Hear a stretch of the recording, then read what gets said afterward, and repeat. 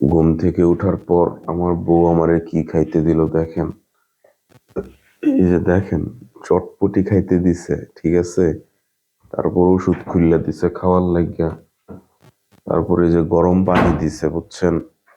আপনাদের বউ দেয় না না? এমনি দিব, ভালো ব্যবহার তো করেন না বউয়ের লগে, চারালের মতো ব্যবহার করেন। সারাদিন গালিগালাজ করেন বাপ মান নাম তুইল্লা। তাহলে দিব মিয়া? গর্ধব কোথাকার, মূর্খ, জাহেল। বউয়ের লগে ভালো ব্যবহার করতে হয়, বুঝছেন। এটা আপনার একটা নৈতিক দায়িত্ব। আপনি যদি মুসলমানও না হয়ে থাকেন, তাও আপনার বউয়ের সাথে আপনার ভালো ব্যবহার করতে হইব। আপনার মেজাজ খুব খারাপ হয়ে রয়েছে, তখনও বউয়ের সাথে ভালো ব্যবহার করতে হইব। আর বাংলাদেশের অনেক বড় একটা জাহেল তো আছে, এরা কথায় কথায় বউরে তালাক দেয়। এদেরকে তো রাষ্ট্রীয়ভাবে প্রতিদিন ৮০ দৌড়া করে মারা উচিত। মানে ৮০টা বেতের বাড়ি করে মারা উচিত, ঠিক আছে, যারা কথায় কথায় বউরে তালাক দেয়।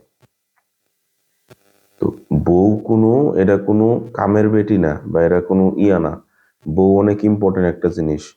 আপনার বউ যতই খারাপ হোক, হয়তোবা আপনি তার বউয়ের মতো রাখেন, আর নাইলে তারে বিদায় করে দেন। হ্যাঁ, বউ রাখবেনও আবার খারাপ আচরণও করবেন, বুঝছেন, এটার কোনো সুযোগ নেই।